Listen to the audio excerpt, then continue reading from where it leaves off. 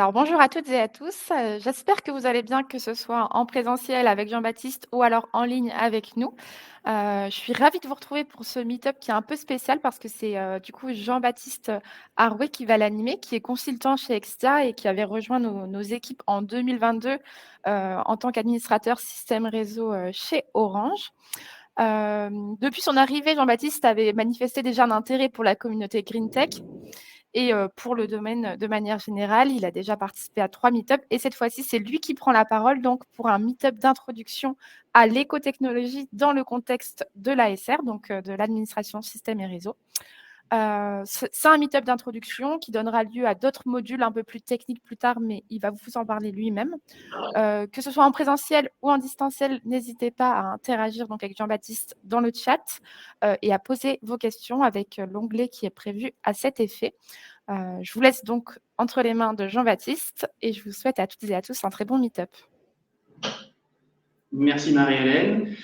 Donc pour cette présentation très complète pour le coup, puisque j'ai pas grand-chose à rajouter, parce que du coup ça va être une présentation, une introduction assez simple et assez courte, parce que je vais essayer de vous résumer la présentation, le domaine de ce qu'on appelle du coup l'écotique.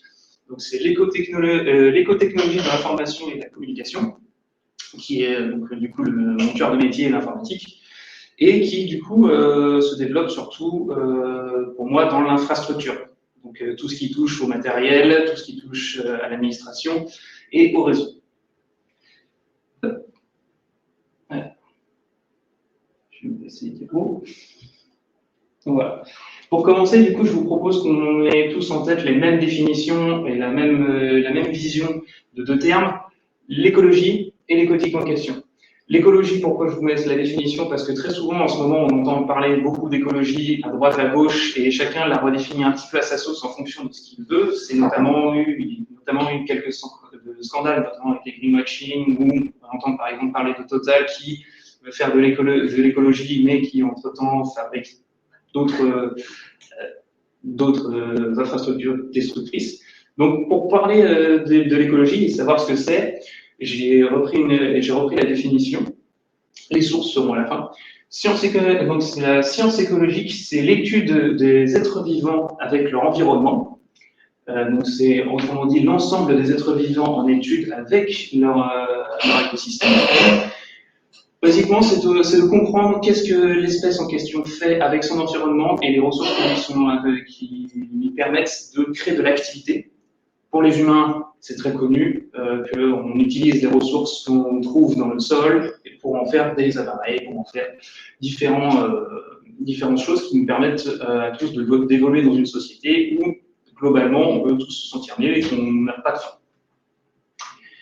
Et du coup, la deuxième définition que je voulais apporter absolument, c'est l'écotique, puisque beaucoup de gens ne le savent pas, mais l'écotique est un terme apparu en 2009, donc du coup en France, qui du coup l'écotechnologie de l'information et de la communication, spécialisation de méthodes de gestion, d'analyse, d'optimisation des ressources informatiques que l'on a, dans le but de diminuer l'impact que l'informatique a au niveau de l'environnement. Il possède un autre terme depuis peu. C'est un autre terme plus classique, plus commun et qui est utilisé par beaucoup de monde, c'est le Green IT. Voilà. Je n'ai pas grand-chose à rajouter sur les définitions. Si vous avez des questions, n'hésitez pas là-dessus.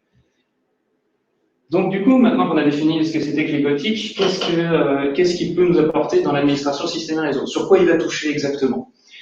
À ce terme-là, j'ai décidé de vous le présenter en deux parties. Le système et le réseau. Au niveau du système, dans tout ce qui est système, on va parler d'infrastructure. Donc, on va d'abord parler de l'hardware, tout simplement. Donc, par exemple, un serveur, ça va être un ordinateur, un serveur, un data center ou un cloud. Connaître quels sont leurs impacts au niveau de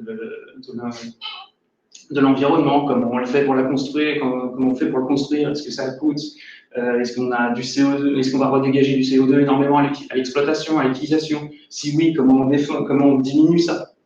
Et pareil, il va y avoir une seconde sous-partie où ça va être ce qu'on appelle les softwares en anglais, donc les logiciels et les OS principalement. Comment est-ce que mon OS est optimisé pour diminuer son coût en électricité? Est-ce que mon logiciel qui me demande de faire une mise à jour toutes les 10 minutes est une bonne façon de concevoir ce logiciel? Et en partie à côté, on va avoir les mêmes problématiques au niveau des réseaux, mais qui va toucher du matériel assez différent, notamment le switch et le réseau, donc en partie. Est-ce que mon routeur, pardon, j'ai dit réseau, mais je voulais dire routeur, est-ce que mon routeur possède un OS qui va être assez sécurisé? Est-ce que j'ai besoin de le mettre à jour tous les jours? Combien de flux passe par-dessus? Est-ce que je peux diminuer ce flux?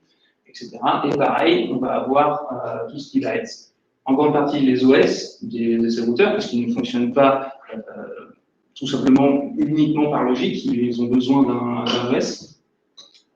Et les VPN qui sont aujourd'hui très connus pour créer justement des routes pour se communiquer à distance. Est-ce qu'il y a moyen aujourd'hui de diminuer cette connectivité et de réduire la consommation électrique que ça? Et donc, du coup, qu'est-ce qu'on y gagne à faire ceci? Alors, principalement, ce qu'on y gagne, ce qu'on cherche à faire, c'est bien évidemment diminuer l'impact environnemental, mais pas que ça. D'abord, il faut se fixer les objectifs de diminuer le nombre de requêtes pour alléger nos infrastructures afin d'éviter qu'ils consomment de l'électricité. Diminuer le changement de matériel, puisque l'on sait qu'à chaque fois qu'on rachète du matériel, il faut le produire, le créer.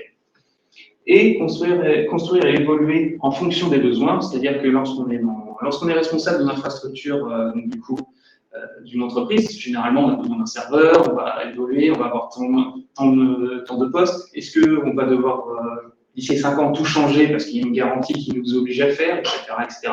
C'est tout prendre en compte et comment le concevoir. Les conséquences de ces gestions nous permettent en fait d'avoir ces réponses. Moins de changements de matériel directement, diminution des coûts électriques, diminution des coûts d'électricité et diminution de l'impact environnemental qui arrive une fois qu'on a fait toutes ces manipulations. Et un petit bonus, c'est qu'en général, au niveau économique, ça fait du bien. Et donc, du coup, pour connaître tout ça, il faut se baser sur quelque chose qui nous permet de connaître l'impact directement. Et pour cela, on utilise un outil qui est assez vieux maintenant, c'est l'analyse du cycle de vie. Plus exactement, le cycle de vie. Ça nous permet de décortiquer sur tous les aspects sur lesquels une infrastructure a besoin, vit littéralement, de sa conception, c'est-à-dire du début de l'extraction du minerai jusqu'à l'importation, jusqu'à la destruction du produit fini. On peut voir les différentes étapes que j'ai réussi à retracer ici. Donc, le ressort de minerai, le transport de ces minerais, la transformation des ressources en produits. Généralement, il y a besoin d'un autre transport pour aller vers un autre lieu où les différents blocs de produits sont assemblés en un seul, qui sera retransporté à des utilisateurs, où on pourra du coup les exploiter. Ils seront ensuite décommissionnés, mis de côté un temps, pour être enfin être jetés et détruits. Et tout cela toutes ces étapes ont leur propre valeur d'impact qu'on mesure en équivalent CO2 pour connaître très exactement combien, par exemple, un serveur coûte, à quel impact sur l'environnement. Donc, du coup, c'est ce que j'ai mis en dessous. Donc, ça permet, après, ça permettra aussi de quantifier tout cela, donc mettre un chiffre sur cet impact, donc avec les ressources, coûts énergétiques, généralement électricité, pétrole et gaz. Et derrière, on pourra faire les analyses et trouver en fait quelle partie est le plus impactant et comment on peut diminuer ces étapes. Et pour cela, il faut justement analyser. Donc comment agir? Tout simplement, on voit qu'ici, toute la première partie, ce qui amène jusqu'à amener le produit, en gros, si on diminue le nombre de matériaux qu'on a besoin, diminuer les différents serveurs, etc., qu'on en a moins besoin, du coup, on utilise moins de transport. Donc forcément, on diminuera cet impact. Ensuite, ça va être la gestion et la pratique de l'entretien des infrastructures. Comment on va gérer cet entretien, comment on va pouvoir diminuer, comme je l'ai dit, le nombre de requêtes, etc., qui diminuera aussi le coût électrique, qui du coup usera moins les composants qui sont dedans, et qui du coup amènera à un changement moins fréquent. Même si, et là ce sera plus tard, même si on a des contraintes vis-à-vis de ceux qui produisent ces produits en question.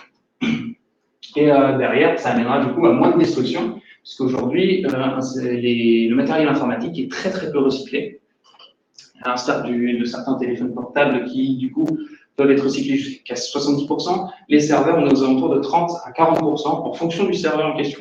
Et évidemment, il y a toujours des exceptions qui essaieront toujours de se dire qu'ils détruisent à moins de 70%. Mais là, c'est pas la question. Oui. Tu disais quantifier, le but c'est de quantifier, de mettre un chiffre dessus. Et du coup, c'est quoi l'unité de mesure? C'est les grammes par CO2? C'est ce qu'on appelle l'équivalent CO2. L'équivalent CO2, c'est en gros, ça va te permettre de mettre une comparaison équivalente à ce que pourrait faire un transport, entre guillemets. C'est des grosses guillemets, parce que, encore une fois, c'est un module que je souhaite expliquer plus tard, mais qui, du coup, te permet de connaître combien de CO2 tu as rejeté dans l'environnement. Enfin, et du coup, ça te permet de savoir. Après, il y a une autre unité de mesure qui est utilisée, c'est pour les coûts énergétiques, c'est le joule. J'expliquerai encore une fois sur un autre module, parce que sinon ça va être trop. Et du coup, en fait, ça amène à la diapo suivante que je voulais, c'est-à-dire les futurs modules que je souhaite vous présenter pour amener à ces méthodes et répondre aux questions justement qui va être de comment on diminue en fait tout simplement notre impact, avec notamment l'économie informatique et écologique, qui serait en charge de vous expliquer comment aujourd'hui les fabricants et les vendeurs d'informatique ont leur marché, c'est-à-dire les garanties, les renouvellements, etc. Tout un aspect économique de la chose et comment on pourrait essayer de le faire coller plus avec l'écologie. Avec ensuite, donc, dans des modules plus spécifiques cette fois-ci, avec plus de techniques sur l'infrastructure, la conception et la modification, comment on construit aujourd'hui tout simplement des serveurs, une infrastructure en diminuant au maximum les coûts pour éviter les changements, pour éviter comment dire l'impact et pour répondre à des questions aussi qui sont souvent posées. Est-ce que le cloud est réellement moins impactant qu'une infrastructure qu'un serveur qu'on a chez soi? Pareil, un équivalent aussi pour le réseau, à connaître est-ce que du coup si je fais toute mon infrastructure en cloud, comment se comporte mon réseau? Est-ce que mon réseau va polluer lui aussi?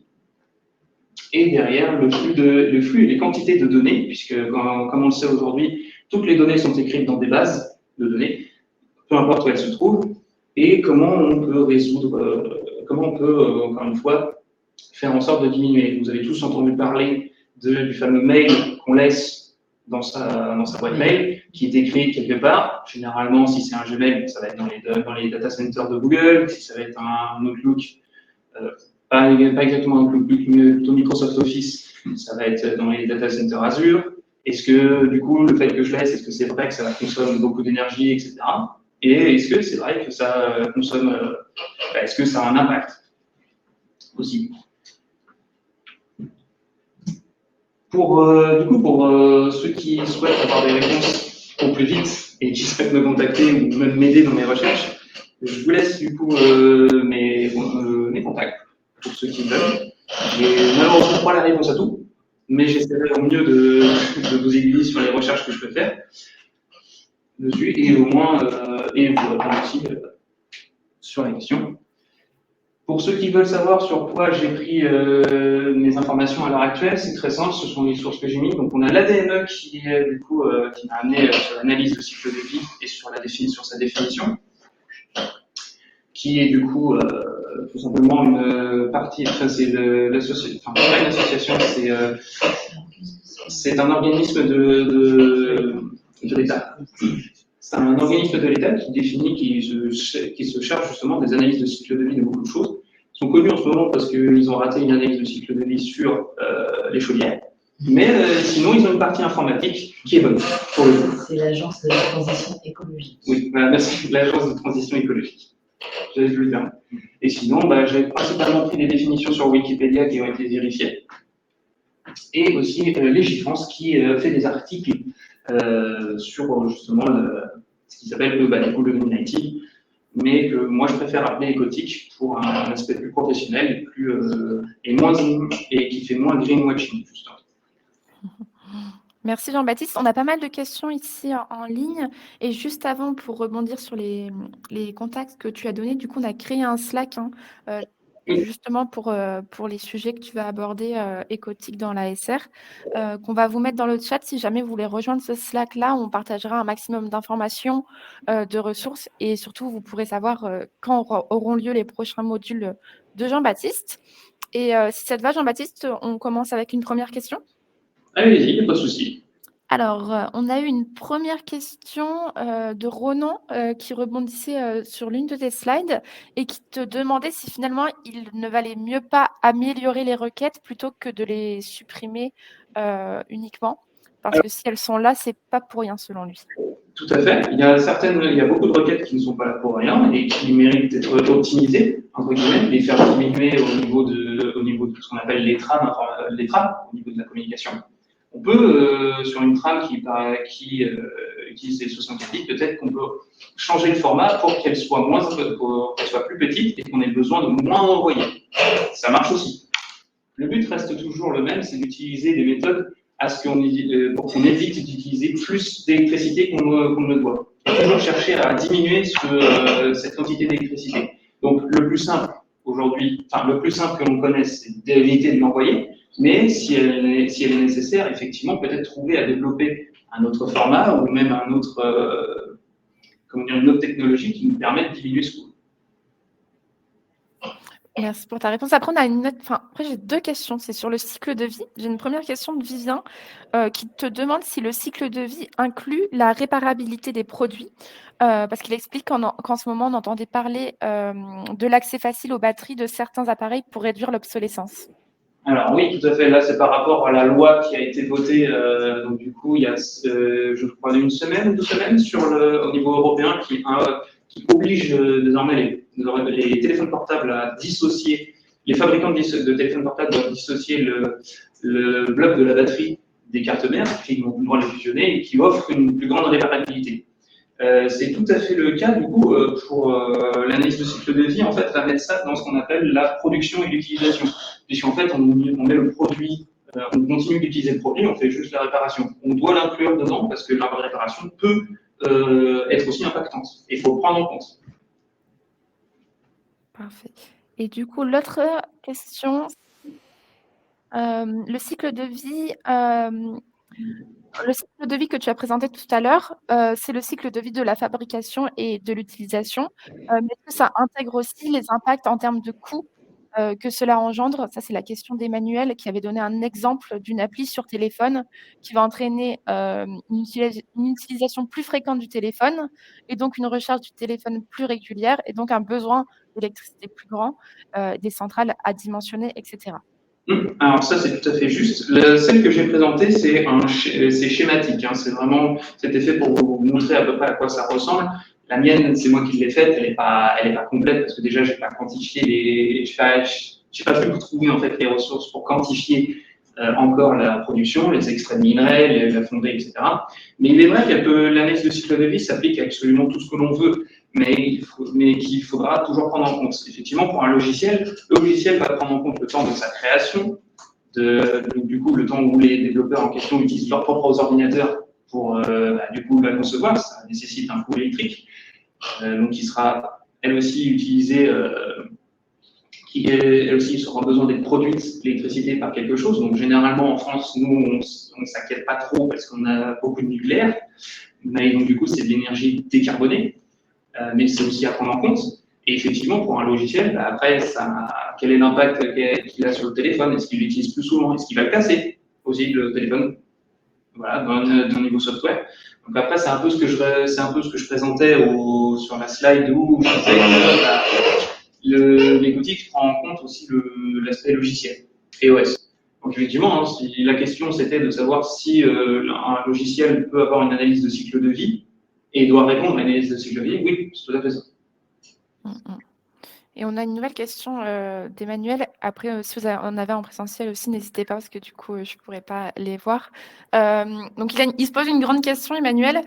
C'est sur la conception écologique de différents systèmes et notamment sur la pertinence de leur création. Ne devrait-on pas challenger chaque innovation, non pas en termes d'impact réduit, mais de se poser la question si la création elle-même engendrera une diminution de l'impact CO2 global et non un ajout qui serait petit? On l'a entendu, vous avez 4 heures. Alors là, pour faire une réponse assez courte quand même, parce que là, elle est assez dense. Bonne question, ouais, c'est ça. Intéressant, c'est effectivement savoir si déjà à la conception de ce que l'on veut faire, est-ce que ça sera utile? Effectivement, parce qu'aujourd'hui, je crois qu'il y avait un truc, je me rappelle plus ce que c'était, c'était un tout en un où on met un téléphone pour le nettoyer. C'est une boîte, on met le téléphone dedans, ça nettoie tout. Mais où est l'intérêt du coup? Parce que tout ça, ça nécessite un coût de production, alors que je peux juste prendre ma lingette, mettre de l'eau, je nettoie, ou de l'alcool, tout simplement. Sachant que le boîtier en lui-même utilise déjà l'alcool et utilise aussi des lingettes. Mais il fait ça automatiquement. Donc déjà, il consomme de la ressource que je pourrais faire moi-même. Donc effectivement, la question de la pertinence d'un produit et d'un projet, effectivement, elle se pose là. Après, aujourd'hui, on est surtout dans un monde où les gens cherchent à combler le moindre petit besoin qu'ils trouvent désagréable, on va dire, pour le combler et en faire un profit derrière. Donc effectivement, il y a cette idée de conception qui peut bloquer. Et effectivement, si on met en place un coût, un équivalent qui serait énergie dépensée, efficacité du produit, peut-être qu'il faudrait analyser plus profondément les concepts. Si c'était ça la question, bien sûr. Parce que là, elle était longue. Ouais, elle était un peu longue. Et Jonathan rebondit sur les softwares et te demande s'il y a des informations sur les technologies de langage qui, eux, auraient moins d'impact.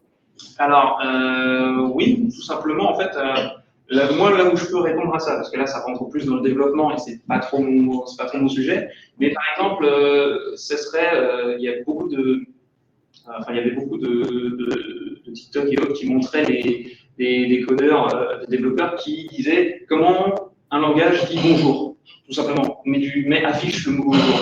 Et en fait, on se rend compte que beaucoup de langages mettent 5 ou 6 lignes de développement pour dire bonjour, tandis qu'il y en a d'autres qui vont mettre 2 lignes. Donc forcément, l'impact n'est pas le même, puisque le temps qu'un ordinateur lit, bah, du coup, il envoie des trames à son processeur pour les interpréter, pour que le processeur ensuite affiche quelque chose. Et donc du coup, si on souhaite faire, entre guillemets, un développement écologique, et bah, du coup, on va chercher à réduire au maximum. Donc du coup, on va prendre le langage le plus bas. Donc je me souviens que c'était le Python de mémoire qui était plutôt pratique pour afficher ça. Mais après, là, ça demande des recherches dans le développement. Et là, je ne peux pas répondre. Ça marche, merci beaucoup Jean-Baptiste. Là, en ligne, j'ai fait le tour des questions. Peut-être qu'avec toi, il y a des questions. Oui, moi j'ai une question. Oui, du coup, est-ce que c'est quelque chose qui est encadré juridiquement? Parce que, est-ce que moi, par exemple, qui cherche un hébergeur pour mes serveurs, un prestataire data center, est-ce que je peux leur demander de me fournir un chiffre en équivalent CO2? Est-ce que c'est quelque chose qui est obligatoire pour eux d'afficher? Non. Aujourd'hui, malheureusement, non. C'est pas obligatoire. Après, certaines sociétés essaient d'avoir un espèce de greenwashing et donc du coup vont faire en sorte qu'ils montrent qu'ils n'ont pas d'impact ou peu d'impact. Mais donc ça reste plus d'un domaine, tu vois, public qui va chercher à attirer de la clientèle plutôt que être vraiment sérieux. J'en prends pour preuve, par exemple, HP qui a tenté de faire une analyse de cycle de vie et au moment où on leur a dit il faut prendre en compte l'extraction de minerais et que l'extraction de minerais, ça se fait en Afrique généralement et que derrière, il faut envoyer les ressources à Taïwan. Bon, et ça passe par bateau, un des pires transports qui puissent exister pour l'écologie. Voilà, il y a beaucoup qui se rétractent. C'est pas comme les unités de mesure là pour le A, B, C, D, E, F, G pour la consommation d'électroménager, par exemple. Il n'y a pas un truc juridiquement qui me dit que c'est fiable, ça veut dire qu'il peut me donner un chiffre et en fait on n'a pas de moyen de vérifier que ce chiffre est réel. C'est ça. Par contre, il y a des entreprises qui s'intéressent beaucoup à la question ne serait-ce que pour une méthode économique. C'est là où je veux en venir pour le prochain module. Par exemple, Thales, au niveau de l'armée, c'est connu qu'ils essaient de trouver des méthodes écologiques parce qu'en fait, ça leur diminue fortement les coûts de production d'électricité et derrière, très, très pratique aussi pour renouveler. Puisque si tu possèdes des matériaux dont tu n'as pas besoin d'aller chercher au fin fond de l'Afrique ou d'Asie pour préparer ton produit et que tu trouves tout quasiment dans le coin, bah, c'est beaucoup plus intéressant. C'est, entre guillemets, la pensée qui se fait. Après, il y a déjà des entreprises qui sont spécialisées dans les analyses de cycle de vie, et ça commence doucement à aller sur les serveurs. Il y a eu notamment une méthode qui s'est déjà faite ici pour les data centers, pour répondre un petit peu à la question du data center. Qu'est-ce qui coûte le plus en termes écologiques à l'utilisation, uniquement à l'utilisation entre le data center, les serveurs, le routeur ou les terminaux, ce qu'on appelle les terminaux, les PC, les téléphones portables, etc. C'est qu'aujourd'hui, bah, les PC, les téléphones portables, etc. sont utilisés à outrance et consomment beaucoup plus qu'un data center. Donc il y a déjà cette notion-là. Est-ce qu'il y en a d'autres questions, du coup? En ligne, on a 2 nouvelles questions. Il y a Bernardita qui revient sur certains exemples. Donc, elle explique qu'on a des exemples de data centers localisés dans des pays froids pour réduire justement le besoin et les coûts de refroidissement et donc moins de CO2. Mais on a aussi des exemples d'utilisation de chaleur générée utilisable pour chauffer des piscines municipales. Et sa question, c'est est-ce que toi, Jean-Baptiste, tu aurais d'autres exemples d'optimisation ou d'économie circulaire dans le domaine de l'IT? Alors, il y a des projets de serre, notamment, qui sont en train de se concevoir au niveau des data centers, notamment avec OVH, qui cherchent à justement éviter que son énergie soit gaspillée. Notamment le fameux, on a tous entendu parler de OVH qui ont perdu un data center qui a brûlé à Strasbourg. Ce data center-là, en fait, servait à chauffer des magasins qui se trouvaient à côté. Donc déjà, il y avait déjà l'idée là-dedans. Il y a ceux aussi qui, bah, du coup, à Nantes, celui qui se trouve à côté du Zénith, il y a qui est en parking souterrain et qui sert à chauffer les immeubles, enfin, notamment les premiers étages, puisque bah, malheureusement la chaleur ne va pas du coup ça se fait un peu naturellement, mais au bout d'un moment, elle ne peut pas passer partout, mais c'est diminue. Par exemple, certains, il y avait un autre exemple que j'ai, celui qui se trouve à Carquefou, qui lui, par contre, utilise un système de panneaux solaires, alors, qui essaye de générer sa propre énergie aux panneaux solaires et qui essaye de faire en sorte que les gens qui travaillent dedans ne consomment plus trop d'énergie qui viennent d'EDF. Bon, ça, c'est un autre concept, c'est un vieux concept, entre guillemets, des data centers. Je ne sais pas si c'est efficace. Je ne sais pas du tout. C'est pas Microsoft aussi qui fait des data centers sous l'eau? Azure? Ouais. C'est data center Azure? Alors, c'est Microsoft. Il me semble que oui, c'est Microsoft. Pour ne pas avoir de clim, quoi. Je suis pas très fan de ça. Personnellement, je suis pas très fan de ça parce qu'en fait, faire un data center, dans certains, déjà, il faut savoir que tu détruis un espace environnemental. Donc, il faut connaître aussi que lorsqu'on construit quelque chose, on détruit un espace environnemental propice à des arbres et autres. Donc, il faut prendre ça aussi en compte. Et derrière, en fait, la manière dont tu vas l'exploiter, si c'est juste pour faire passer de l'eau en continu, il y a d'autres méthodes, genre un circuit fermé ou ce genre de choses. Comme pour, par exemple, un circuit fermé, tu vas devoir avoir des pompes, donc c'est un coût aussi énergétique. Effectivement, il y a ça aussi. On peut le mettre dans un port. Mais par exemple, je voulais prendre par exemple justement le port. Si tu mets ton data center pas dans l'eau, mais au bord de l'eau, tu peux mettre un moulin pour avoir l'énergie de la marée, pour réfléchir. Enfin, pour utiliser l'énergie pour réfléchir. Il y avait cette idée-là. Mais effectivement, pour le coup, Azure, oui, met ça dans l'eau. Est-ce qu'il y a d'autres questions? Ouais, j'ai une dernière question, moi, de mon côté, de Vivien, qui nous dit que c'est peut-être compliqué d'appliquer des optimisations de code quand on n'a déjà pas le budget ou pas le temps pour une refacto. Refacto, je ne suis pas sûre de l'avoir, mais ça doit te parler. Est-ce que tu as des idées pour appuyer ce point-là et justement réintégrer ce besoin au cœur du développement produit?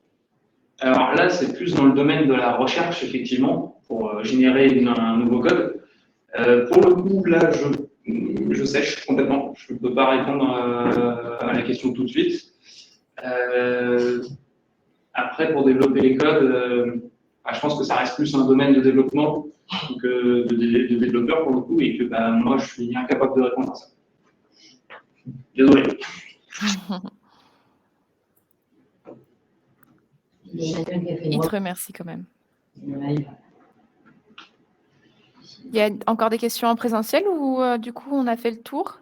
Certains peuvent poser des questions encore? Je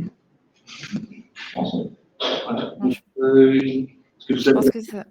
Ça a été assez complet. Merci, hein, Jean-Baptiste, pour cette présentation et surtout le temps de questions-réponses. Il y avait pas mal de questions. Donc, je pense que c'est bien qu'il y ait de futurs modules qui arrivent. On voit que les gens sont assez intéressés.